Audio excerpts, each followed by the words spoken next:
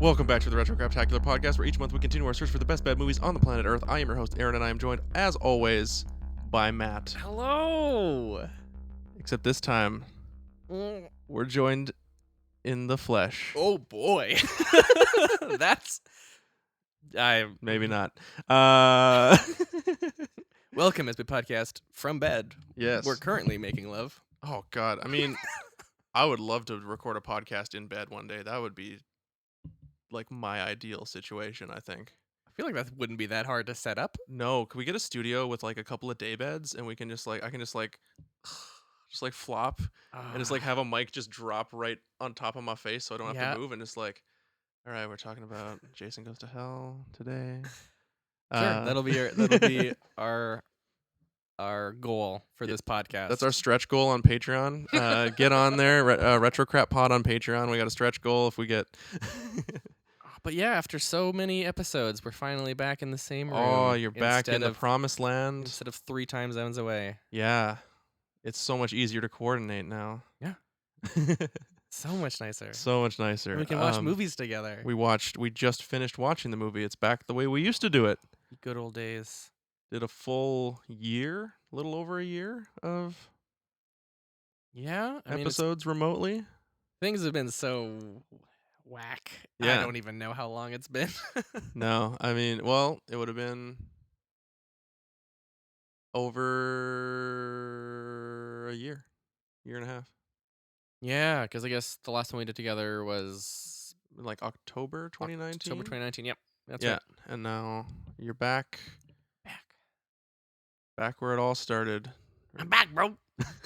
Actually, no, this isn't even where it all started, but whatever. The listeners don't need to know about this. How are you? Hey, doing all right. Today it's finally not hot, and I love that. It is. Down with summer. I'm not a summer person. You're down with summer? Down with summer. Oh, thumbs down. Yeah. Then I defy you. Gotcha. Yeah. I understand now. There we go. Down with the patriarchy, down with summer. Bingo. I'm with you. I like summer, but not this much summer. My God, there was too much summer. Yeah, I think. Are you of the opinion that it gets worse every year? It's a common opinion. Yes. Yes. Okay. Cool. So because this year was by far the worst summer in ever that we know of, at least that I've experienced in recorded history. Yeah, of BC, at least. Yeah, pretty bad, and we're just gonna cruise our way year by year to, as they say, the inevitable death of the universe. Yeah, for sure. So looking forward to that. Can't wait. And we'll just see how many episodes we can get in before then. Oh, yeah, if we could make it to 100, that'd be cool, but also, like, 60 would be nice. What are we at now? 54. Okay, let's do it. It's all about setting attainable goals. Yeah, totally. Put the bar on the ground, step over it. You've accomplished something. Love it. Love it so much. Other than, I mean, I know you've been driving across the entire country in a car without air conditioning. Jeez, nightmare. Did you have time to watch anything cool or fun? I mean, like, nothing new, but Mackenzie and I, as we drove across the country, every night would just watch another Marvel movie. Oh, nice. And kind of like made our way through them. We started before we left, and then every night watch a new one. We did skip a few. Thor: The Dark World. Thor: The Dark World. Yep. We also didn't rewatch Guardians of the Galaxy, but that's because we've seen them the most. Yeah, fair enough. Yeah, and then we got to our destination and watched Endgame. Oh, sick. Which was a lot of fun. And then is this like new viewings for you, or are these all rewatches? All rewatches. Okay, cool. All of them. A lot of them I hadn't seen in a long time though, so it's always kind of fun. I like rewatching stuff. Yeah. Personally. Yeah. Yeah, and then after Endgame, we were like, oh, I guess we're done. But then we were like, oh no, wait, we're not. Let's watch Black Widow. Nice. Mm-hmm. Have you seen said movie? I have seen said movie. I don't believe we've chatted about it.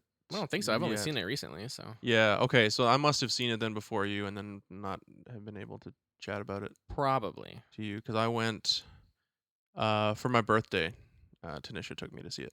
Oh, that's right. You went and saw it in theater. In the actual theater.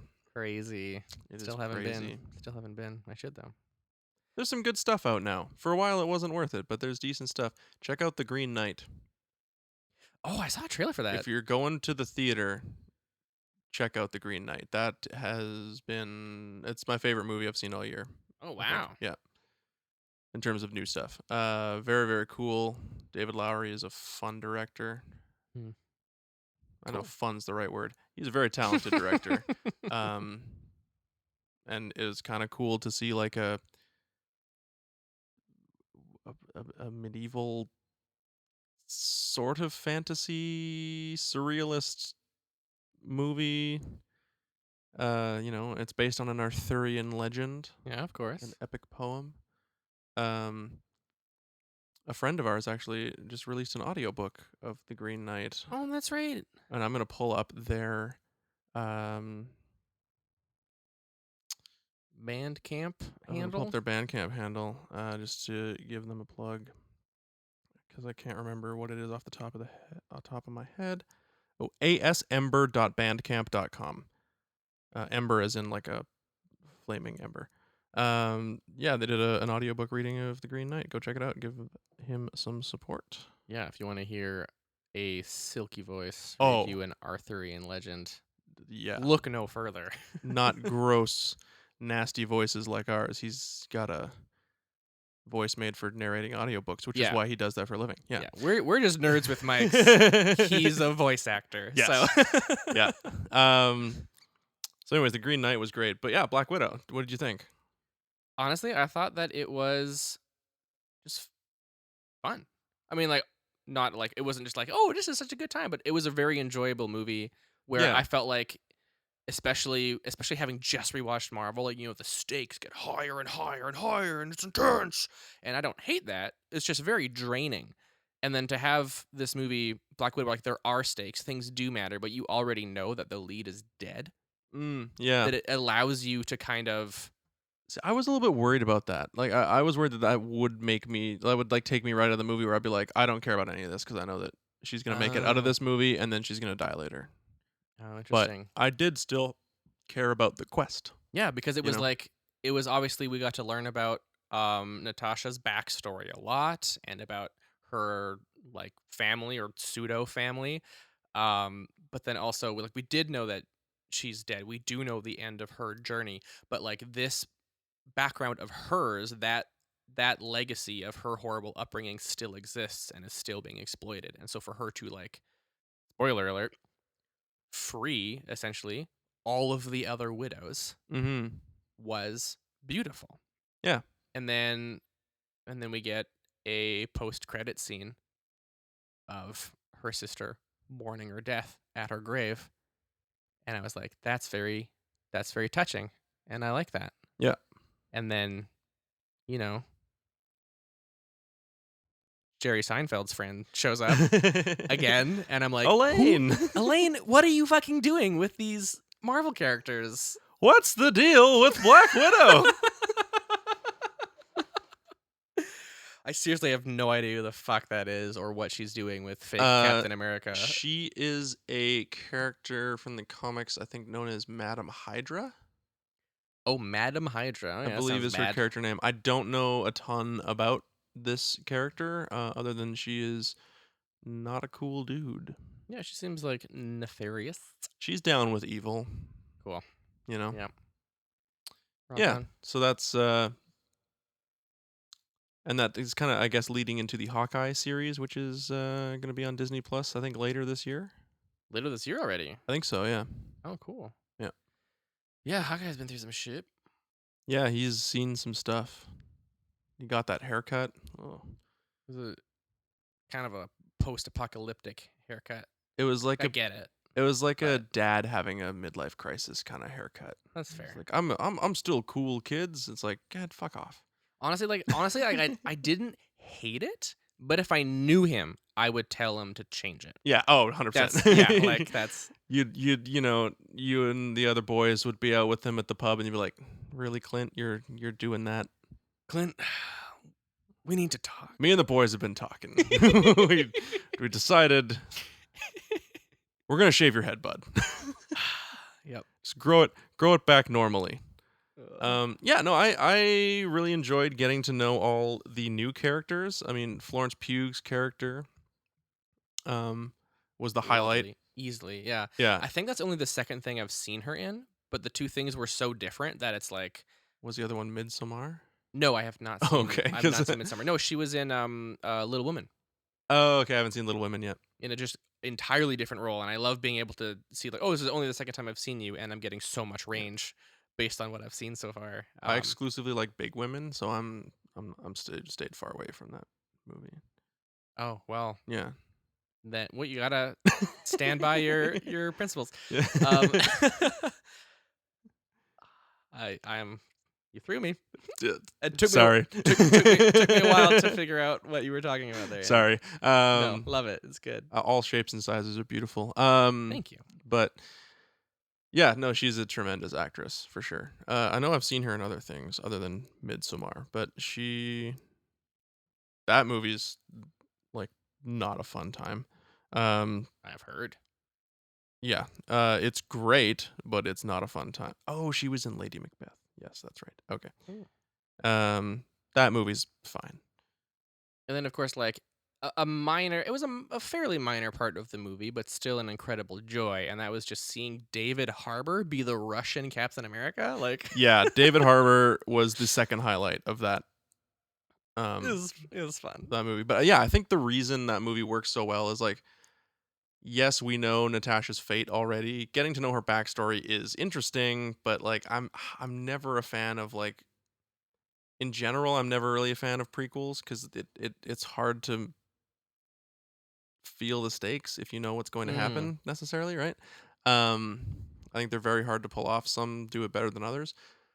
But I think yeah, what made this one so enjoyable was that it introduced a whole bunch of new characters who you came to know and love and like really care about. And it's like, okay, well, I don't know. I might know what's gonna happen to Natasha, but I don't know what's gonna happen to Alexei. You know, I don't know what's going to happen to what's the mother character's name? I've only seen it once. So I don't know. Rachel Weisz. Yep. I don't know what's gonna happen to her. Ellie from The Mummy. Um, Yes, that's where I knew her from. it's from The Mummy. Oh, love it. I think her name's Ellie. Effie? Ellie. I don't know. Ellie sounds more. It's been a while. It's been a while since I've seen The Mummy. That's a fun rewatch. So good. Brendan Fraser is hot.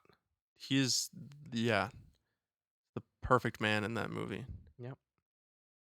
Hollywood did him so dirty. Anyways, yeah, David Harbour's great. More of him, please, in everything. Yeah. Florence Pugh.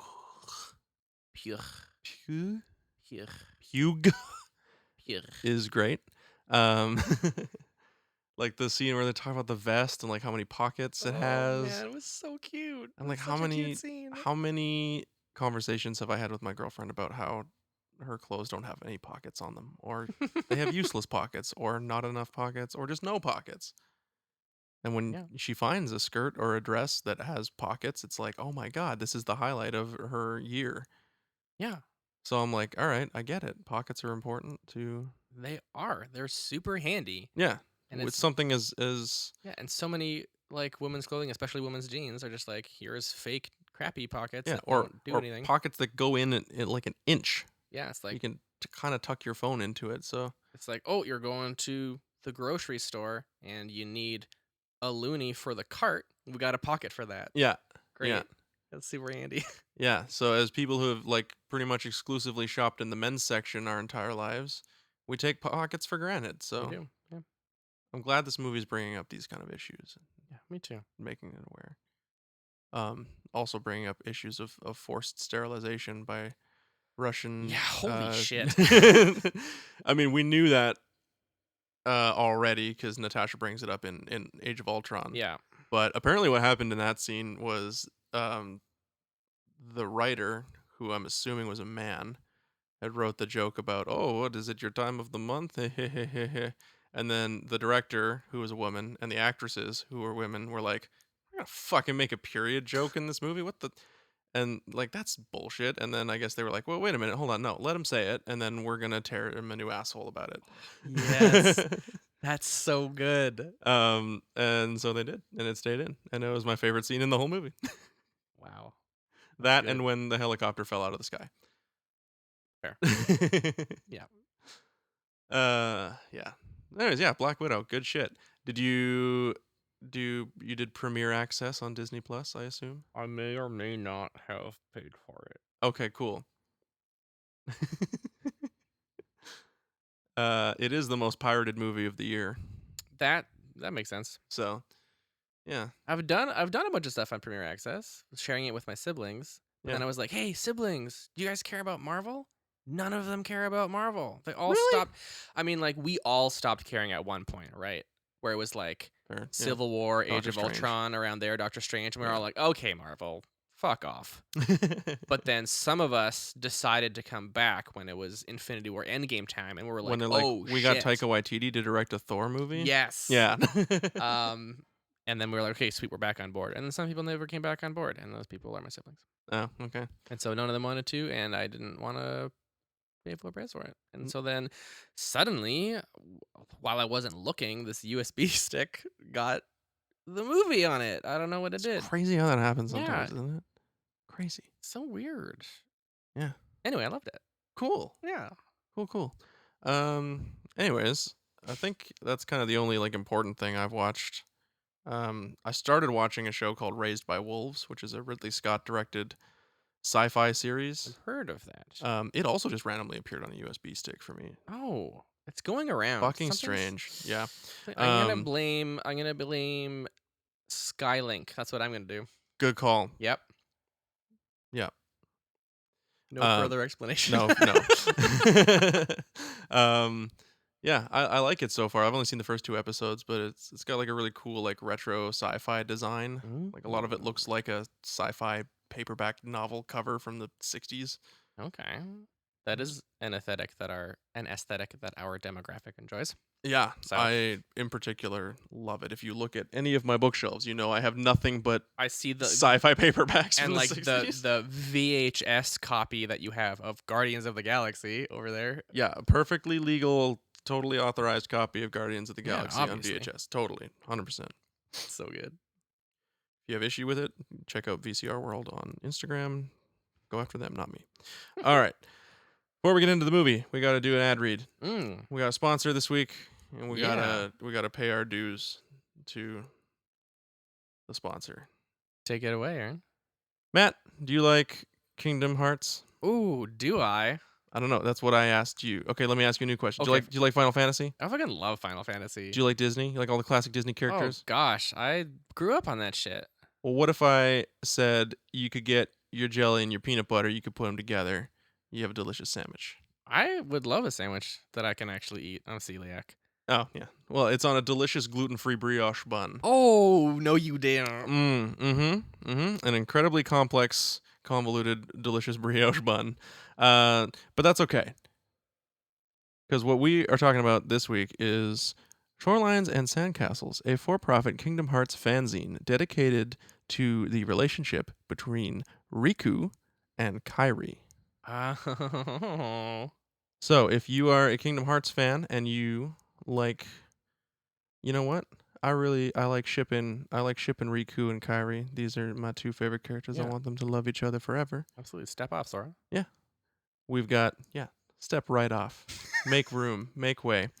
Shorelines and Sandcastles is a for-profit Kingdom Hearts fanzine dedicated to the relationship between Riku and Kairi, featuring art, writing, and merch from over 20 contributors. Ooh. Pre-orders are open on August 13th, which if you're listening to this podcast on the day it comes out, that's this Friday. That's today. That's the day it comes out. Details and previews can be found on Twitter at Rikai. I'll make sure I say this right. Rikai Fanzine. Right. That's RIKAI Fanzine. ZINE. Or you can DM at Spaced Out Sprout for more info. So if you're a Kingdom Hearts fan and if you're a fan of that particular ship, you'll want to check this out. I've seen some of the artwork already. It's very well done, and I know there's going to be some other little merch items to go along with the zine itself. Hell yeah. The fanzine community has like exploded recently. People are like, we want to print things. Yeah, which is weird and awesome. It is awesome. I love things being printed. I don't like collecting digitally. I like having a physical thing in my hand that I can flip through and touch. So if you're the same as me and you're a Kingdom Hearts fan, you definitely want to check this out. Hell yeah. I'll do that one more time for you. It is Rikai Fanzine on Twitter, or you can DM Spaced Out Sprout for more info. That's August 13th. Pre-orders are available now. I really like the handle Spaced Out Sprout, by the way. Yeah. I think that's awesome. So go check that out if you're a Kingdom Hearts fan. If you're also a horror fan, oh boy, we got the thing for you. We are putting an end to our little mini series that we've done here, the Super Spooky Summer. Ooh.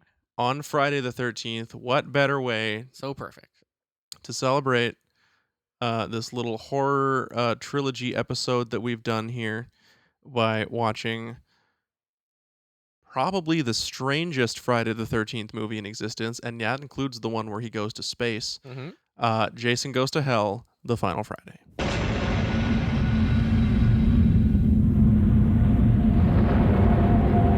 Horror has many faces.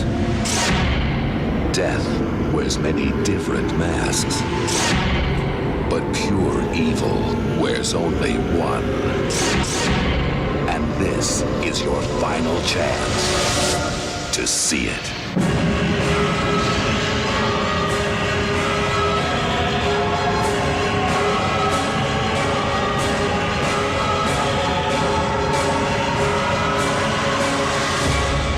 Jason Goes to Hell, The Final Friday.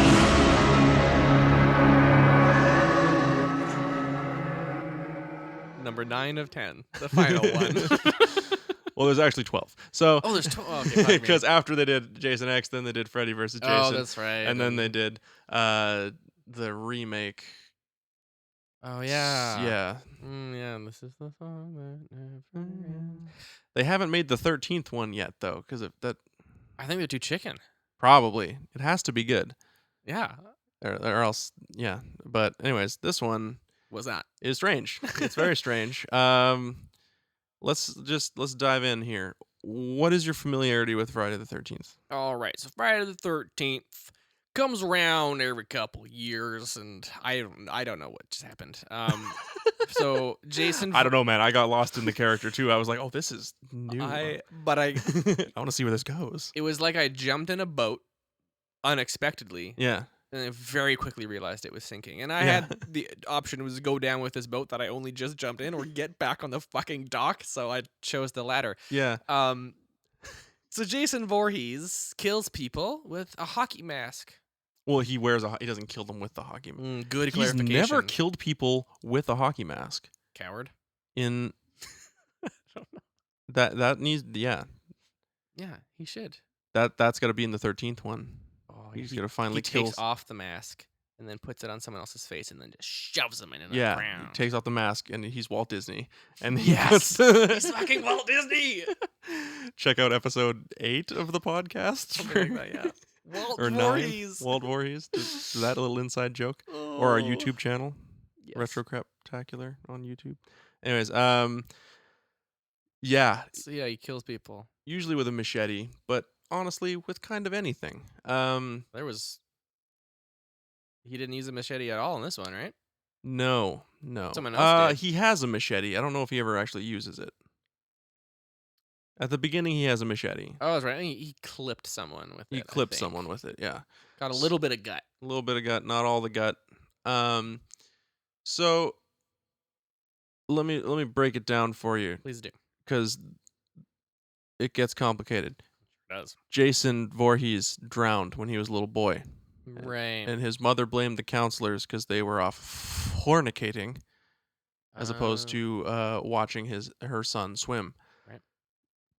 He drowned. Which, fair. He drowned. Right? He's dead. There should be a lifeguard. Yeah, she went and murdered a bunch of the counselors. They shut down the camp. Later, they reopened the camp. She comes back, starts murdering them again in a chance to try and get them to shut down the camp, and is subsequently decapitated at the end with a machete. Damn. From there, somehow Jason becomes a fully grown man and stalks So people. we're just skipping right ahead to he's alive and a full-grown man, and there's no... Friday the 13th 1. He's a boy who drowned. Little Yeah. boy drowned. Yeah. There is what could potentially be a dream sequence / hallucination at the very end where the weird zombie boy jumps out of the water and grabs Alice, the last surviving girl, and pulls her under the lake. But then she wakes up in hospital and she's like, "Oh, what happened to the boy?" And they're like, "We didn't find any boy, ma'am." Oh. It's your character from before. Oh, that's who I... Okay, thank you. I didn't know who I was channeling there. It's the sheriff from the end of Friday. Yeah, obviously. Clearly. They're like, "Man, we didn't find any boy," and she's like, "Well, then he's still down there." And then in the next movie, he's a full-grown man with a sack on his head and one eye hole. Oh, and yeah, sack face. He stabs her in the head with an ice pick in the first scene, and she dies. Right. Anyways, so 8 movies later. 8 movies later, and that's kind of it. Like, he is just a big, strong dude who loves killing. He goes around and kills everybody. At one point, he got in the 4th one, Friday the 13th Part 4, the final chapter, halfway through the series. Or actually, I guess a third of the way through the series at this point. Yep. He gets killed with a machete, and then by a little boy named Tommy Jarvis. And then we don't talk about 5. And then it was like a copycat killer pretending to be Jason in 5. And then in 6, he gets accidentally resurrected because Tommy Jarvis is like convinced that he's gonna come back to life. So he digs up Jason's grave and starts like stabbing him with a metal pole as like a way of just like proving to himself that Jason is finally dead. And then a lightning bolt hits the metal pole and brings Jason back to life. And in the end of that movie, they have to return Jason to his original resting place, so they drown him in the lake. In the 7th one, a girl with telekinesis accidentally shoots her telekinetic energy into the lake and brings him back to life. What? Can't remember how he dies in that one, but I think it does somehow involve him getting sent back into the lake. In 8, he gets brought back to life by an electrical... There's a lot of electricity happening here. Okay, yeah. Ends up on a boat that ends up going to New York. Jason Takes Manhattan, Part 8. Very good. And in My that favorite one... musical. Oh my God, dude, that's a brilliant idea. Copyright right now, Retro Craptacular podcast. There we go. That's a verbal copyright. It's a verbal copyright. You can't do that. Yeah, no. You can't fight that. He gets toxic sludge dumped on him at the end and turns back into a boy? Instead of like a Teenage Mutant Ninja Turtle? No turtles. He gets turned back into a boy, but it's like he's got, kind of a fucked up face. It's probably like toxic sludge. Yeah, I feel like... I believe the term that they use is probably not correct anymore, politically or otherwise, would be mongoloid. Oh. That was the term that they used for him back in the 80s, but right. Yeah, I don't think that's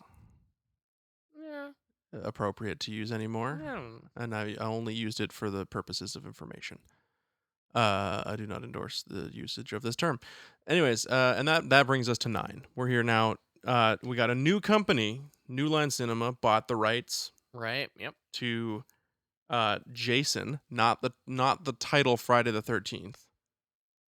Oh. But they bought the rights to character. That's why it's Jason Goes to Hell, the final Friday. Right. So they bought the rights to the character, and they're like, great, we're going to do the last one. They bought the rights so that they could end it. I guess so. So did they actually just hate the series so much? I don't know. I mean, they owned Nightmare on Elm Street, and so they were like competing for a while, and now they're like, hold on, we got them both under the same roof. We could team them up. Or we could just end the Friday the 13th series right now. Seems like a bad business move to me. That sounds like a vendetta. A little bit. Like, I'm gonna buy you and then kill you. A little bit. I mean, it didn't end up doing anything in the end. True. But basically, what we got here now is, we're at part 9. Matt, what do you think the story was? For So, part 9. the final Friday. So Jason Voorhees. Yeah. He's a menace to society.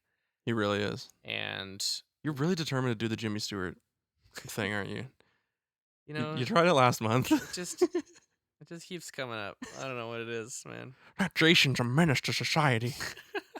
Maybe it's something I need to unpack later. Yeah. Or just go with it. I don't know. Yeah. Well, no. Your money's not here. It's in Bill's house and Jason's house. Jason's house. So yeah, Jason menace to society. Everyone knows it. Obviously, everyone knows about him. The scourge of America. Well, New Jersey. Well, yeah. Yeah. But yeah. So basically, what are you gonna do with a creepy serial killer who likes to kill people when they're either alone in cabins or having a good time? You send in a mole. Yeah. That's what you do. And so the movie starts with a woman alone going to a cabin at night, and spooky stuff's happening, and the lights keep going out, and she's got to replace the lights. I like this bit a lot because it hits every slasher horror movie trope within the first 5 minutes of the movie. Yep. You know, she's in the bathroom looking at herself in the mirror. She reaches down to get something from her bag. When she pops back up, you expect to see someone in the mirror. Yep. They're not there. Yep. It's exactly what happened. I was like, oh, he's going to be behind her. Oh, he's not. You know, she goes out to the shed to get a new light bulb, and then, like, as she's leaving the door, you know, wind blows the door shut, and it scares her, and she breaks the light bulb in the shed, and goes back in and, you know, puts in the new light bulb, and she's about to get into the shower. She gets all naked, and then the lights go out again. She's like, oh, what's going on? Kind of wraps herself in the towel, and that's when Jason appears. Yep. And then He can smell nubile young woman. Yeah. And basically. pretty much. Yep. And then he tries to kill her. And she runs away, gets out of the house after being like thrown off the balcony and smashing into a coffee table. Pretty brutal. Good fall. Oh yeah. Good stunt fall. It was good. And then somehow runs- magically keeps the towel on her the entire time. Yes. Amazing the towel. most impressive part. Amazing towel wrapping skills. She was prepared. Yeah. She's so been in this good. situation before, I think. I think so. I can barely walk from my bedroom or from the bathroom to my bedroom without my towel falling off. Yep. After a shower. So like Clearly you need to be chased by a serial killer in your towel more often. been a while. Speaking of highly trained, she runs through the forest. Jason follows her until she like does a jump cover roll behind some equipment. All of a sudden, boom, there's a bunch of floodlights. Yeah. She's been luring him into a trap. She's actually a secret agent or something. FBI agent. With yeah. the FBI? Okay, cool. She's undercover. And then She's the bait. she was the bait, yeah. And then all the lights come on and a whole SWAT team is there. Just 100 guys with machine Just guns. So many fucking people and just like blowing him away with Yeah. bullets. They're rappelling out of trees. Yeah, that's right. They just pop down from the trees. Everyone's shooting. And then someone turns and looks directly at the camera, which I thought was very uncomfortable. And it's just like, get down or something like that. And then there's like really bad squibs exploding around Jason that I guess someone was. I guess they launched a mortar at him. It was very unclear. They called in artillery. But there's like, just like flash, flash. And then Jason explodes. Yeah. The camera does kind of do like a top down like rush towards his face at some point, and it's kind of like, I think it's supposed to be like the missiles POV kind of deal. But yeah, he explodes, and and then boom, credits. Yep. Jason goes to hell, the final Friday, and you're like, huh? Oh, Jason's dead. That was quick. Yeah. I love a good tight 11-minute movie. Crazy. They tell, it's hard. The short form narrative is the hardest thing to do. Very true. And they managed to tell a complete story in that first 11 minutes of the film or whatever it is. But yeah. I think it's worth noting at this point also we watched the unrated version as opposed to the rated version. Right, yeah. We did get it adds 3 extra minutes, I believe. minutes, yeah. So yeah. then Basically, what the movie's about is the movie is about killing Jason. yes. That's the plot. Yes, because Jason's not dead. Yeah, you think he's dead. His But heart's Jason- still beating. Jason's really more of an idea. Yeah. You know? So right after Jason explodes, we get introduced to this character, Creighton Duke, which is just a guy in a cowboy hat and a trench coat, chewing on a toothpick, standing in the forest going, I don't think so. Who doesn't do anything. Does nothing for the whole movie. Right. Well, I think that's He's- right. His whole thing was like, He's Basil Exposition, is what he is. yeah, basically, like He's the guy that shows up and tells Austin Powers exactly what Dr. Evil's up to. Yep. His whole thing is that like, nah, Jason's not dead. I know how to kill Jason. No one else does.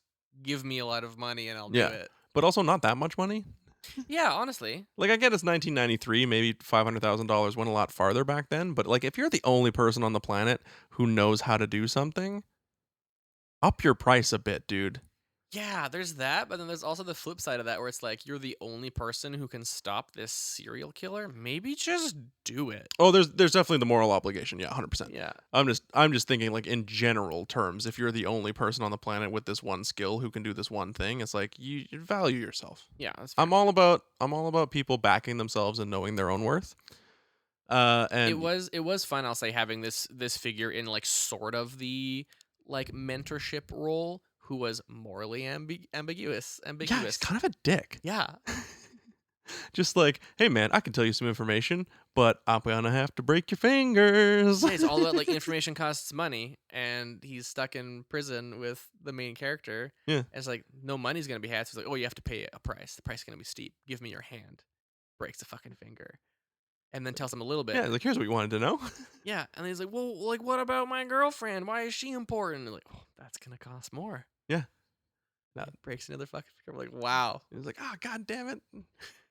Like, well, how do we stop him? He's like, now that is a very expensive question. Are you willing to pay the price? And then the dude gives him his hand. He's like, yeah, fucking do it. Just do it. We gotta stop Jason because this guy is not a dick. Yep. Yeah. So At which point he relents and says, this information's on the house. on the house. Yeah. But that's jumping ahead a bit. So how we're actually introduced to Creighton Duke is he is on is being interviewed on a TV show called American Case File. That sounds about right. I think so. And it's like a 80s, early 90s America's Most Wanted Yeah, kinda- it's America's Most Wanted meets like really kitschy gotcha journalism. yeah, totally. I'm trying Like to the whole like red stamp. yeah. Like it reminds me of the Venus de Milo gummy episode of The Simpsons where they do Homer, Portrait of an Ass Grabber. I do not remember that. Oh, Homer and Marge, real quick. I think the episode's called Homer Badman. Homer and Marge go to a candy convention, and there's the rarest gummy of all is the gummy Venus de Milo. And so Homer steals the gummy Venus de Milo, and as he's driving the babysitter home, I guess he left it on the seat of his car, and it gets stuck to her butt, and so he reaches to grab it, and she sees him drooling and reaching towards her butt and like screams pervert, and so then Right. yeah, I'm sure there's a show that is like the direct comparison to this that we're just not old enough to know about because this came out the year after we were born. Right. Chances are. But it reminds me of, you remember Predator 2? There's the guy in the show who's like, this is hardcore and I'm here for, following the police as you're having Oh yeah, Yeah. yeah. He That's gets, like, right. punched out by Danny Glover at one point. Yeah. Kind of reminds, it's like that kind of, it's that definitely, yeah, gotcha journalism. There's like a red, 3 cops dead, and like this like red stamp dead, shows up. And, Yeah. like, 1 coroner missing. Are they all the victims of a rampant serial killer? Yes. Yes. Yeah. It was like that kind of So trash TV kind of deal. And so he's being interviewed by this show, and he's going like, yeah, Jason's not dead. That body that they destroyed is just a vessel. He's going to jump from body to body until he gets back into his own body, and only I know how to stop him. And basically, the lore is He was born from a Voorhees woman, and only through a Voorhees woman can he be reborn. So we're introduced to, what is it? Debbie? Linda? Ooh, that's not close. Gertrude. Hold on, I'll pull it up here. Basically, Magdar. No. So the daughter's name is Jessica. The mother's name is Diana. And then there's also Jessica has a daughter named Stephanie. And it's like through any of these three women, Jason could be reborn by spitting a demon worm into their mouth. Yeah, so that begs the question, ultimately. Because, we find out that Jason is going from body to body, but, like, also has his own physical form, which is a little alien-looking motherfucker. Well, yeah, so he's got this, like, I kind of like the design of Jason in this movie, actually, where it's like, he's got the hockey mask on, but, like, the idea, I think, is that he's had it on for so long that, like, his skin had just started to, like, grow around it. It's real gross. Real gross. And so, but this is where I kind of, like, start to fall off on this movie a little bit, is, like, it's not just this movie, but there's been a couple of movies in this series that have tried to like add lore, which is just a fool's errand, really. A little bit, like, because in the first 4 movies, well, I mean, 2, 3, and 4, he's just a guy. How he didn't drown in the lake is never explained. Yep. Maybe he never did drown. Maybe he, got washed away. There's no riptides in a lake. I don't know. So maybe he swam to the wrong shore, got lost, and was living in the woods for 20 years or whatever, 10 years. Or maybe living off of falling star lands in the lake, actually has an alien slug in it. Alien slug needs a terrestrial body to survive. Finds a dead boy. This is a better movie. You just wrote a better movie. Good job. Thank you. Trademark. Yeah, I mean, that would be fine. I think like the idea of like at a certain point in these slasher movies, they did the same in the Halloween series. At a certain point in these slasher movies, they come up with the idea that these killers are the incarnation of evil. They're like they're evil personified. Michael Myers is an unstoppable killing machine. He's nothing but pure evil. Mm-hmm. And then it turns out that actually no, just a druid cult put a curse on him. All right. Yeah, weird. The 90s were a bad time for horror. So, except Scream. But so this one, I guess they're saying like Jason is a demon? Or alien? Or alien. Some kind of slug with arms. But it seems mystical. Like there's a mysticality to it, right? Like that's right.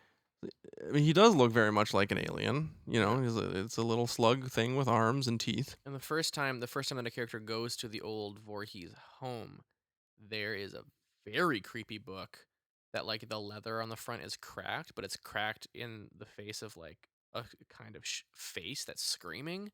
And there's like a bunch of crazy symbols in there. It looks like some kind of demon worshipping book that may or may not be made of human skin. That's never addressed. Yeah, it did have like a lot of like Necronomicon Ex Mortis kind For of. sure. Like, yeah. Like, oh, is there going to be like an Evil Dead crossover with Jason? That's kind of the vibe that the book gave, and then they did do that in the comics. Oh, Freddy vs. Jason vs. Ash was a comic book that they did. Nice. Yeah, no, that's never addressed, and I guess it's like meant to be like maybe Jason's father was into weird voodoo, demon worship, witchcraft stuff. Who knows? Any sort of ambiguous, evil black magic. Yeah, I guess. I don't know. Because his mom was literally just a normal woman whose kid died and she snapped and went and murdered people. And so this is... I hate when they try to do this later on in a series where they're like, actually, this is the lore. Like, it's not... He's been a slug the whole time. It's not playing within the rules, right? It's picking up the soccer ball and running it into the goal. Yeah, and then wow, being that's a really like, good and, analogy. I and like then being like, oh, this is rugby now. that. You know, it Wow. that's kind of what it is, though. It's like we were doing one thing, and Yep. then you just decided you didn't want to do that thing anymore, and so you just changed the rules to work in Yeah. your favor. And also didn't tell anyone what the rules are. Yeah, yeah. Did a very poor job of it, at least. While you were picking up the ball and running towards the goal. You're like, oh, here's the new rule book. Bye. Oh, this is a receipt for almonds. Like, You can tackle me, but you have to do it below the waist. Okay, here we go. It's like, yeah. yeah. I don't know. It's lazy in a way, and also like working too hard. Yeah. Yeah. Is doing unnecessary work in the laziest way possible. Yeah, because like basically what happens is Yeah. like the coroner eats Jason's heart, becomes possessed with his soul, I suppose, and then goes Oh, around. that's right. Yeah, because like, yeah. So the coroner's cutting him up and stuff, and then taking a look at the heart, which is at least twice the size of a normal man's. Yeah, So like, he's the Grinch. yeah. Yeah. Or no, I think the Grinch might be 3 times actually. Yeah, his heart Grinch grew actually has a 2 bigger sizes. heart. Yeah. Yeah. Oh, Jason wishes he was the Grinch. Yeah. Fuck. No um, dice. Yeah, and then the heart starts beating, and the coroner looks at it in this close up that's like just the most face acting. yeah, he's like, oh, what? Ooh, huh? What? And he like has his like hand by his face, like, what? What is that? Is the heart beating? And then his eyes kind of narrow, and he gets this really weird look on his face, and then he goes to town on the thing. Oh, just chows down. Some of the best, and by best I mean worst, fake eating I've ever seen in a man. movie. It's Like so you bad. couldn't have made an edible heart for the guy Yeah, just make a to big just old chow down on. burger Yeah. or something. Yeah, Yeah, big old ball of beef. big old ball of beef. You can eat beef. Yeah, Gross. You eat Just beef eat- raw. Yeah, but maybe don't. I don't know. Cake. Make a cake heart. Yeah, could have made a cake heart. You can make cake look like meat, Like which is weird. anything. You make cake look like anything. It's Instead, insane. it was just a thing of weird rubber. Surprise! Covered in dye. This podcast was a cake the whole time. Oh, didn't see that coming, did you? Thanks for coming, folks. Yeah. Patreon.com. So yeah, so just like eats the heart and gets possessed by Oh Jason's yeah, these soul. little lights come out of the parts of Jason's body and Yeah. enter him while he's like holding his coat open and making Godzilla noises. Yeah. It's really weird. It's real weird. And so then for this entire movie, Jason, quote unquote, isn't in the movie in the sense that we know him and love him best. You know, a big, gigantic brick wall of a man. With Just the a hockey mask. big sack of meat with a hockey mask on it. Beefy boy. He's a beefy boy. He's a big beefy boy. He's a big beefy Yeah. boy. He's eating a ball of beef for sure. Oh, 100%. Speaking of once. beef, Oh? did you like the scene with the hockey mask burgers? Oh, yeah, the diner in Voorhees' hometown making Jason burgers by removing like the eyes and the like space in the mouth for the hockey mask. Yeah. And they have the 2-for-1 burger sale, but then the meat that they've removed from the burger to make that face is able to make another patty. Yeah. It's fucking genius. I It's- gotta say, It's so good. that's marketing brilliance right there Yeah. from old chain smoking Madge or whoever was running that. yeah, joint. I don't she remember her she's a name. real businesswoman. She knows what she's doing. Yeah, it's pretty great. Respect. Talking about stretching profits, right? Yeah, it's hilarious. That was good. Bad and taste, also like, but why would you want to so good. pay for a burger that has like holes taken out of it? Yeah, no, Yeah. right? Very bad taste, but whatever. It was funny. It was really funny. She's great. I love the scene where she's, trying to stop them from getting into the back to get the baby. She's like holding them at gunpoint. She's like, nobody's gonna touch that fucking ray of sunshine. Oh yeah, that's right. Yeah, she's a good character. Yeah. Yeah. But yeah, so basically, yeah, the whole movie is like we've got those 3 Voorhees women who like are secretly Voorhees women. Yeah. The mom was his sister. And, Right. like, we don't talk about that. Nope. Oh, sweep That's that just- under the rug. That's just a thing.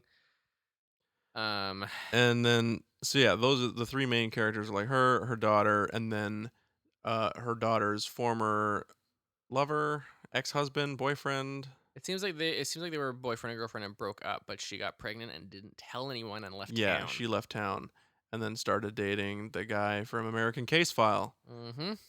Convenient? Yes. That'll come back later. Indeed. So, yeah, basically Jason's trying to get reborn through one of these women. So,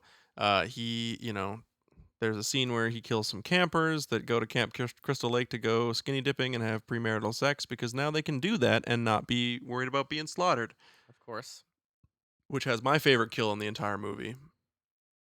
I think it's also the most gruesome kill in the entire movie, where the couple's having sex in the tent, and she's on top, and she's riding him, and she's having a great old time, and all of a sudden this road sign post comes through the tent, stabs through her, right through the chest, and then rips her in half, upwards. It's pretty nasty. Through the shoulder, through the collarbone.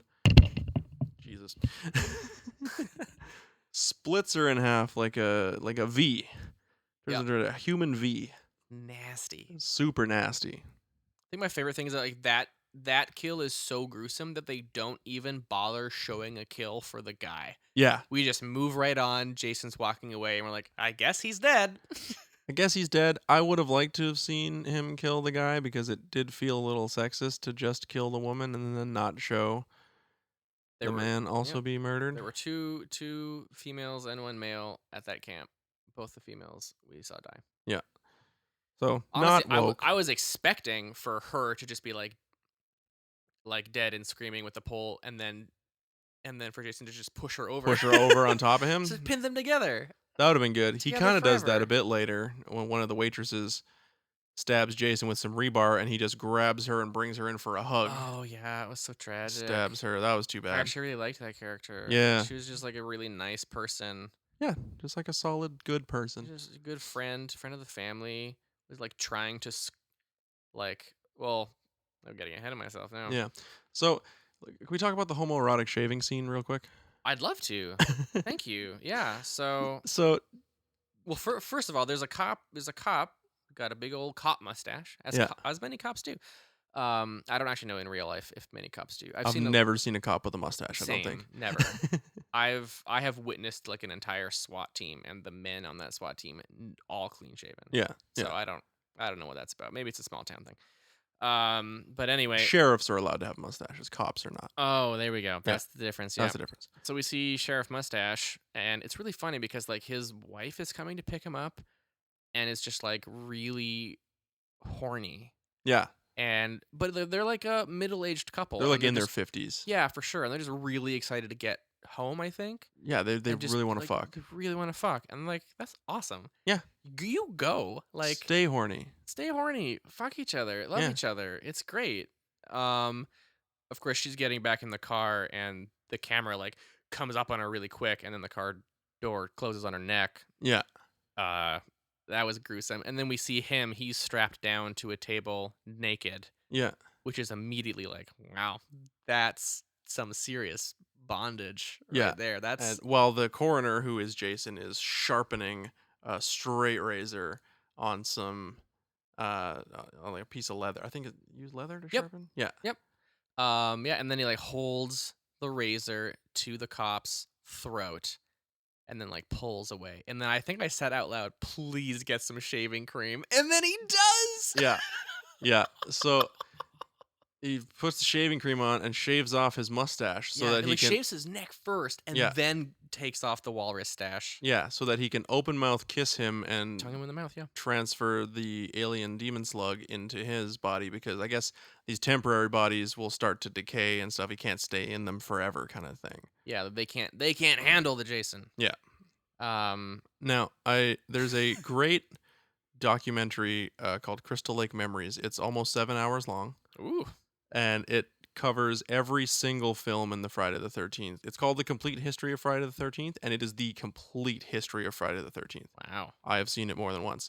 Oh, boy. There's a great interview with Adam Marcus, who's the director of this, and who I believe is a gay man. I can't confirm Okay. 100%, but I believe I read that somewhere on like a article about the movie or anyways, but he said like the reason that he put the homoerotic shaving scene in the movie is because he knew that everyone would be talking about and writing about the homoerotic shaving scene. Oh, He it was like a marketing move. was just like, this is just a talking piece. Oh, okay. Here we are talking about it. So. Yeah, and he was also talking about how like he wanted just as many naked dudes in the movie as there were naked women.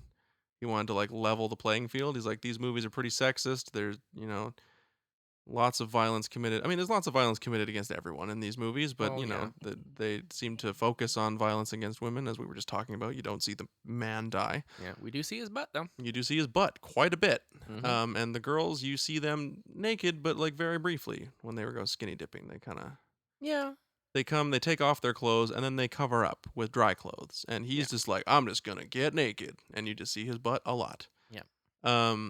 Pretty firm. And so he was like, yeah, I want to level the playing field. I want to have just as many naked dudes in this movie as there are naked women, because for the most part these movies are kind of sexist when it comes to that sort of thing. And it's like, why not throw a little something in there for the ladies or people who enjoy seeing naked men? So yeah, that's that. But I just really like the idea that like Jason is evil. He's a killing machine. All he wants to do is kill people. He doesn't care if they're men or women or anything else or babies. He'll kill a baby. He'll kill a baby. Yeah, doesn't give a fuck. He's fucking crazy like that. Yeah. He will, however, not kiss you if you have a mustache. Fuck no. That's where he draws the line. You got a mustache? You ain't getting a kiss. Yeah. So he's got to shave that thing off before he tongues him in the mouth. Yeah. Yeah. Which is like a weird place to draw a line, Jason. yeah. We all have our things. I guess so. Right? Yeah. You know? For some of us, it's mustaches. I guess, yeah. Jason's not a mustache guy. That's fine. Yep. Doesn't have to be a mustache guy. Yeah. So then in cop form, he shows up at the mom's house. Yeah. And starts trying to tongue her in the mouth. Yeah. And she shoots him in the head. Yep. And yeah, she sees his reflection, and his reflection is just Jason. Yeah. Which, sure. And she's like, oh, dang, and reaches into her desk drawer and pulls out a revolver because she just has that. She's a Voorhees, I guess. I don't know. It's America. Oh, it's okay. Yeah. Yep. Blows him away, and then starts to walk away and grabs her leg. Gets back Super up. Not dead. It's Jason. Climbs on top of her and opens his mouth, and this long, gross, alien, demon-looking tongue starts coming out, and she's like fighting and screaming, trying to not gross. let it into her mouth. And at that point, a football jacket shows up. I also forget his name. Yeah. Old Letterman jacket boy who I'm assuming has graduated high school. What is his name? Where is it? I got the cast list here. Hold on. Give me a second. Steven. John D. LeMay. So Steven shows up, tackles Jason. They get in a bit of a fight. Jason ends up killing the mom, Diane. Yeah. He reaches over to like the knife block and then takes out the sharpener. Yeah. But then just throws it and it hits her like right in the spine. Yeah. So she's dead. And then Steven stabs Jason through the spine with a fire poker. Yeah. And throws him out a window. And, as she's dying, she's like, you gotta save Jessica. Save Jessica. You gotta save Jessica. And he's like, I saved Jessica. Okay, what? And then excuse me, what? And then the sheriff's deputy shows up, who's his friend. Yeah, it seems like they might have like known each other from school or something. I don't know. And he's like, dude, you can't think that I killed her. Like, no, like it was this other cop guy. I threw him out the window, and he looks gone. Absolutely. So he arrests him, And he's like, "Look, I'm gonna get you out of this. Like, I believe you that you didn't kill Diane, but like, I'm gonna get you out of this. But like, I gotta lock you up in jail because it's the law." Yeah. And so he's like, "Okay, fine." So he's in the holding cell, and that's when he meets Creighton Duke, and Creighton Duke breaks his fingers and explains. Yeah, because he's in the next cell because he approached Diane because he knows that she's a Voorhees. Yeah, there was like an opening scene where he's like, But also Diane's like dating the sheriff or Yeah. something, and so yeah, he gets thrown in jail. yeah, and so he explains. He's like, "I need your help" or whatever, and she's like, "I don't want anything to do with you," and he's like, he's coming for you. He's coming for your daughter. Yep. Kind of thing. So he gets thrown in jail. So he explains the severity of the situation to him, and they set up a little ruse to lure Deputy Goodboy back into the cell block so that he's like, "Oh, he broke my fucking fingers, man. Look at this." And like when he goes in to look, he like grabs him and bashes his head against the bars and takes his gun and Yeah. unlocks him and goes out to find Jessica, who is at the old Voorhees house. He goes to the old Voorhees goes house to the old- to find him, and then like has to hide when he hears someone, and Yeah. it's the reporter from American Crime Files. Yeah. And then that dude gets a phone call like from his producer or something, and starts talking about how, yeah, he's in the old Voorhees home now. It's gonna be great. We're gonna get the film crew down here. By the way, totally stole Diane's body from the morgue, and I hid it here in the house. Yeah. Well, exactly what he says is, "I went to the morgue, I stole Diane's body, I hid it in the house, and then I went home and fucked her daughter." Oh, that's right. Yeah, that is how he puts it. Yeah. So he's a fucked up slime ball. Yeah, he's a real bad guy. And Steven is in the house and he finds Diane's body in the cellar. And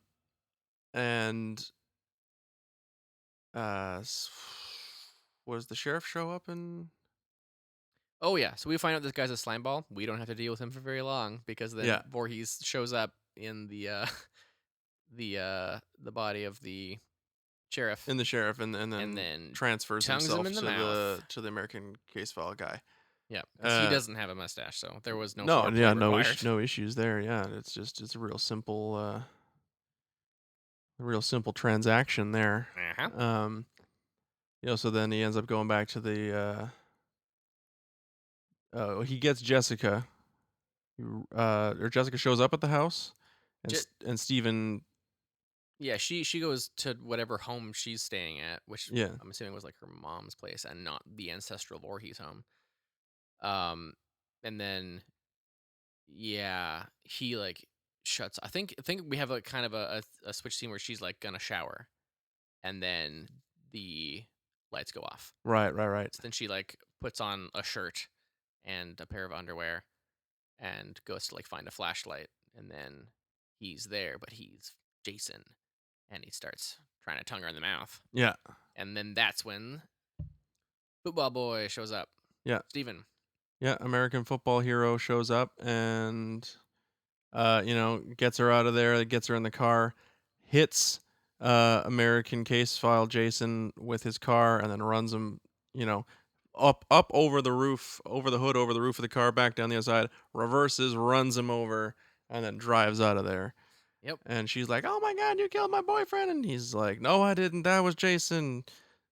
Let me explain. It's Jason, and he's in his body, and he's gonna come for your body, and he's gonna come for your baby, and we gotta stop it. We gotta go get Creighton Duke out of the jail, and we're gonna do the ritual. You gotta stab him in the heart or something. I don't know." Yep. So he lays it all out in the line, and she gives a very reasonable and realistic reaction, which is she punches him in the balls Yeah. and throws him out of the car and drives away with it. Yeah. And That's so fair. Yeah, so she's at the cop station and he's explaining what's going on, and the other cop, his cop buddy shows up, and they have a little fight scene, which is great. Yeah, Where, that's a cute scene. He punches the cop. He's like, "Oh my God, dude, I'm sorry, you okay?" And then he punches him back, and Like throws him over the hood of the car. He's like, you all right? And then he grabs him and like throws him into the ground. yeah, and they're like grabbing each other, punching each other, and he's like, the cop's like, "You're coming with me." And he's like, "Why?" He's like, "'Cause I got a gun." And Steven's like, well, screw that, I got a gun. And then just immediately point their guns at each other. It's a really funny scene. Yeah. And then until eventually he finds out that Jessica's back at the cop shop, and he's like, "Wait, Jessica's at the station? Cuff me." Yep. And so he gets brought back in just in time for Jason Crime File to show up, and does the little maneuver where he hops over his handcuffs to bring his hands out front. Oh yeah. Grabs the gun out of his buddy's holster, knocks him unconscious. Seems unnecessary at this Yeah. point. I feel like his buddy could have helped him. Yeah, and just But- shoots Jason a whole bunch, once in the head, and Jason looks dead-ish. And then he grabs Jessica and they run away. And this is another great part that I love is his buddy Deputy Goodboy is lying on the ground, and a couple other cops run in, and one of them is like, "We got an officer down." Reaches down, feels his wrist for a pulse. He's like, "He's breathing." And then they get their heads bashed together by Jason, and it immediately lacerates their entire face. Yeah, it's ridiculous. I mean, I was just like, slight interaction with Jason Voorhees. All of the bones in the flesh are rent. Like, Yeah. all right, sure. Yeah. And it also does not look like a fresh wound. It looks like it's Yeah. a little. It's- Anyways, Yeah, it's not great. not not great. great. Not great. I think the idea is supposed to be is like supernaturally strong. Mm-hmm. But anyways, yeah. So Creighton yeah. Duke breaks out of jail. Jason follows them back to the diner where there's a big old massacre because her baby's left at the diner. Yeah, because the diner was where her mom worked, and she has a lot of friends there. Yeah. And that's where the one friend, the one I really didn't want to die, is there, because she was the one like trying to scrub Diane's blood out of the carpet before her. Jessica got home. Yeah, and she, it's so tragic. And she was just a nice person, and Yeah. she eats it. Yeah, so they go back there to get the baby, and then there's a big kerfuffle. Jason ends up massacring everyone there, including deep frying a guy's face and then throwing him on the flat top, Yep. which is a pretty awesome and nasty kill. I mean, it's disgusting. Yeah, it's absolutely disgusting. And then so then from there, Creighton Duke actually grabs the baby and leaves a note. It's like, "I've got the baby. Come to the Voorhees house alone," kind of thing. Signed, the Duke. The Duke. And so she arrives, and he's like, "Good, you're alone. You're the only person whose body Jason couldn't have jumped into at this point." And then a couple of cops show up, Deputy Goodboy, and first Creighton Duke falls through the floor. I guess there's like some bad floorboards. Yeah. Yeah. Yeah, that does happen. He ends up on the floor in the basement. He like falls on some rebar that's sticking Yeah. out of the basement floor, so his leg is buggered. Goes through his leg. And then like the sheriff person who is dating Diane comes in, but then also Officer Goodboy. And she's like, "I don't know what to do." And Duke's like, "Kill both of them." Yeah. It's like, kill them both. And it turns out Officer Goodboy is now Jason. Yeah. And he's trying to tongue Jessica in the mouth, and then he eventually... He first goes for the baby. Well, first he goes for the baby, He that's tries true. to tongue the baby in the mouth. Yeah, and then she grabs him. Well, okay, so we skipped a little important part. Creighton Duke's there, he's got the baby, and he's holding a knife.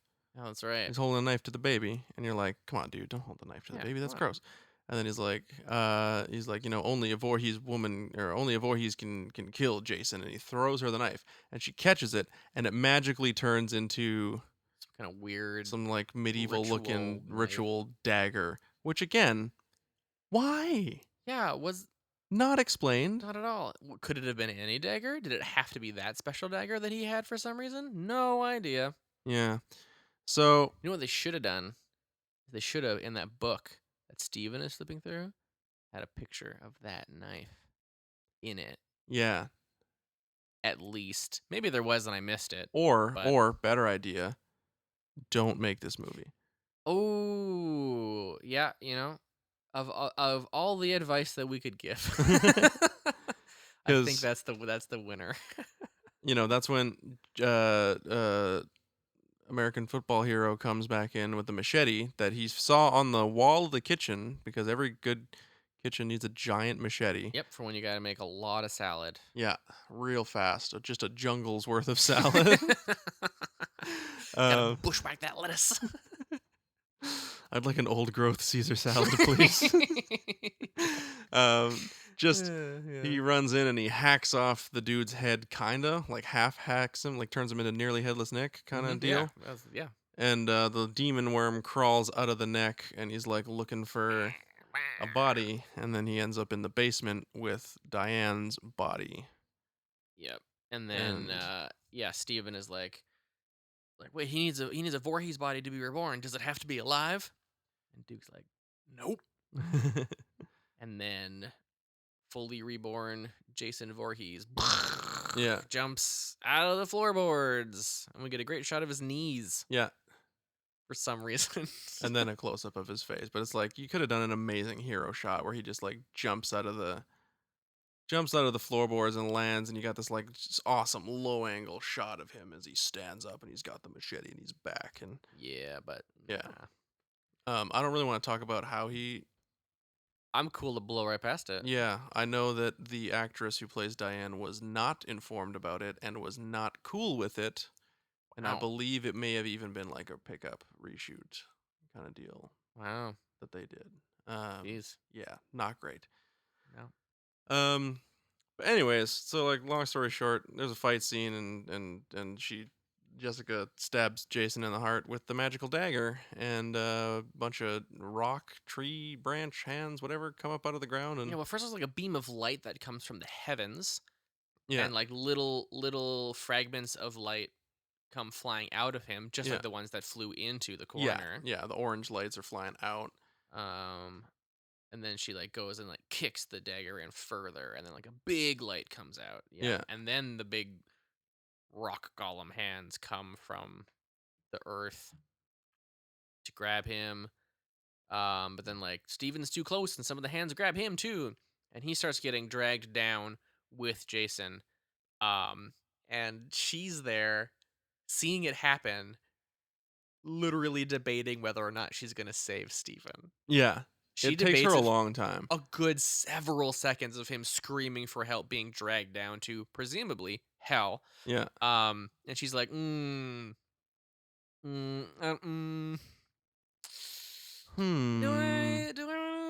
really want Steven back in my life? Do I want more Steven in my life right now? I could just be done with Steven. Yeah, this is a good out. If she doesn't want any Steven in her life, this is her moment. Yeah, for real. He's gonna get pulled into hell, and she can be like, "That was tragic. There's nothing anyone could have done. Nothing anyone at all could have done." Yeah. But then she grabs him. He grabs him and saves him, and then they walk off literally into the sunset. And the last shot you see is Jason's hockey mask in the dirt. Oh yeah, by the way, during this fight scene, I kept asking, "Where's the baby?" And then they're walking off in the sunset, and I'm like, "Where's the baby?" They don't have the baby. Did Creighton Duke take the baby? Was he holding the baby? No. The baby. The last time I remember seeing the baby is when it was on the desk, and Officer Goodcock was trying to tongue it in the mouth. Yeah, it had the tongue coming out. He was trying to possess the baby, and then how would that have worked? Would it have been like a little mini Jason? I mean, Jason went into someone else's body and then came out with his own body. So I'm assuming even if he got into a baby, that he would just suddenly become Jason again. I guess so. Okay, that's too bad. Although, if there was a mini-me Jason... Mini-me Jason would have been great. That would have been pretty interesting, at least. But I'm very glad that a baby didn't get tongued in the mouth. So you could have two Jasons, like a Dr. Evil mini-me situation. That would have been fun. They could have done a dance. Anyways. That would have been better. That would have been better. Yeah. Yep. And so... Anyways, the final shot. Right. Jason's hockey mask sitting in the dirt, and then the gloved hand of Freddy Krueger comes up and grabs it and pulls it into the dirt, into hell. Which, like, if they did buy the rights to Jason Voorhees only to make a final movie to get rid of him forever and then had their pre-existing property grab his mask and pull it underground laughing, that's kind of a big fuck you, isn't it? It is a big fuck you. I mean, I think the idea there was like, let's do Freddy versus Jason. Okay. I think that idea had kind of been thrown around for a while, Okay. but they were owned by different companies, and so they couldn't do that because they were the two biggest horror franchises of the 80s. Right. Were Friday the 13th and Nightmare on Elm Street. So I think that was the big idea, or the main idea. Of course, it didn't happen for another decade. So, I did read a book called Slash of the Titans, which you've told me about this. is just transcriptions of interviews with all the different screenwriters who wrote treatments or drafts for Freddy versus Jason movies, and there was a lot of them. Oh goodness. There's so many of them. There's one, the best one, I think, that I can remember. There was a cult of Freddy worshippers called Fred Heads, and they wanted to possess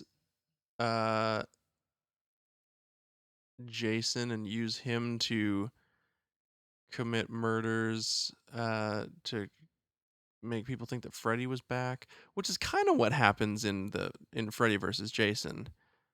Is Freddy, the kids on Elm Street don't know who Freddy is. They're not afraid of him anymore. He needs fear in order to have his power. Right. And so he kind of jumps into Jason's dreams and tricks him into going to Elm Street and killing for him in order to. Well, it's not really Freddy versus Jason. That's. Well, they fight later. Oh, okay. Yeah. All right. Because they realize that the only person that can kill Freddy is Jason, and so they pull Freddy into the real world, and then they got a big old slash up at the end. Nice. Yeah, it's good. We should definitely talk about that movie at some point on the podcast. Yeah, I'm down. Sweet. Yeah. That's the movie. Yeah, that's the final Friday. Yeah. Now, they didn't do anything with this series until like 2001, which is when this was 93. Right. And then 2001 is when Jason X came out. Right. And Jason X starts with Jason's like in captivity with the government. Yep. And then gets frozen. Yep. They like have tried every way possible of killing him, and he won't die. So they cryogenically freeze him until they can find a way in the future. Yeah. So just like they killed him in the last one. Last movie didn't happen, I guess. Correct. Yeah. I don't know. Because who fucking cares at that point, right? Yeah. Like no one. Clearly I guess. not the people making the movie. No. They're just like Jason space. That'd be good. Yeah, let's do it. Let's die. Let's die. So, anyways, yeah, that's Jason Goes to Hell: The Final Friday. What were your thoughts on that movie? I mean, it was a little bit tricky because it's been so long now that we've been able to actually watch our monthly movies together that it was like kind of enjoyable just to watch a movie together. Yeah. And that's coloring my opinion of the movie, which otherwise I think was just awful, probably. Yeah, no, I think there were still parts that were good. There were parts that were good. Well, yeah. I do like the opening scene. That's true. I think that's the best part of the movie. Yeah, it is kind of all downhill from there. I don't know if anything after that I really enjoy. I mean, the homoerotic shaving scene is great in like a kind of. Yeah, it was pretty wild. The fact I love it in a movie when you're like, yes, do this thing, and then they do that thing. That was the shaving cream for me. Mm-hmm. That was pretty great. But we weren't laughing at how bad it was, per se. Not all the time. No. And I think we can obviously say that this was not a good movie. It was not a good movie. And I don't even think it's a good Friday the 13th movie.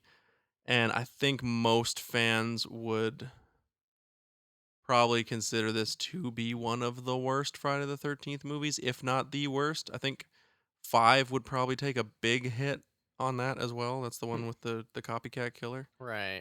So, yeah, I think like I have to absolutely say this is one big pile of shit.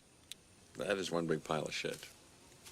Yeah, honestly, I would rather watch Jason X than watch this one again, and I'm pretty sure we gave that one big pile of shit. So yeah, I would watch Jason X before I watch this again. Cool. Do you want to guess what it got on Rotten Tomatoes? I think we kind of did this backwards, but Alright, it doesn't matter. Yeah, I mean, like, I don't think it's well reviewed. go with that instinct. That's a good instinct. Is it like? I feel like it's probably.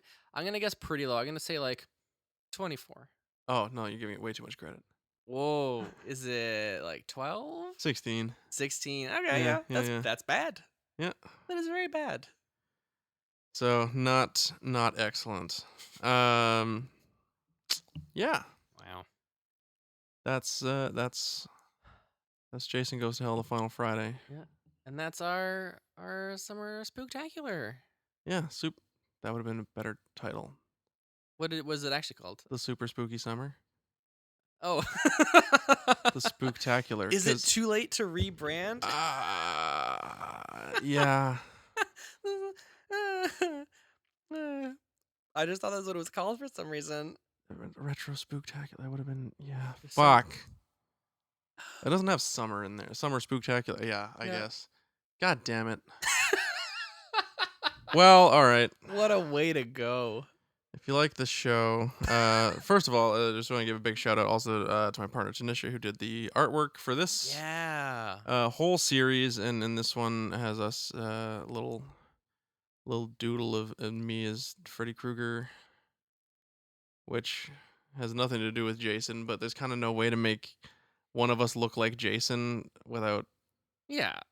So I was like, Freddy's hand is in this. I want to be Freddy Krueger, and then she drew us in the style of Rick and Morty, so you're just kind of Morty standing there. All right, cool. But yeah, yeah. So big shout out to her. I'll link her Instagram in the description of the show if you want to check it out, as well as a link to the Kingdom Hearts fanzine if you want to check that out. We release podcasts every month. If you like the show, please rate us on iTunes, give us a 5-star review, or no, just a 5-star review. You can write option. Yeah, you can write whatever you want in the comments, but just make sure you give us a 5-star review. Yeah. We are on Facebook, Twitter, Instagram at RetroCrapPod. We're on YouTube, the RetroCraptacular. We got a Gmail address, retrocrappod@gmail.com if you want to email into the show. Let us know what you think of the show. If you have a question, you want to get our opinion on something, you want to recommend a movie, hit us up there. Yeah, what's your favorite and least favorite Friday the 13th movie? That's a good one. Leave it in the comments. Smash that like button. Smash it.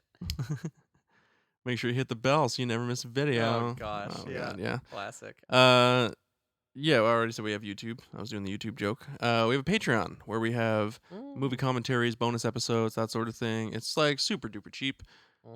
So if you feel like you want to support the show in that way, do that. You can get some fun stuff. We're working on doing more things for that. Basically, I don't know, just kind of like now that our flesh is intertwined, we have more options available to us for recording. So glad that finally happened. Can't believe we waited this long. Yeah, it's been a long time coming. Heyo. And I think that's it.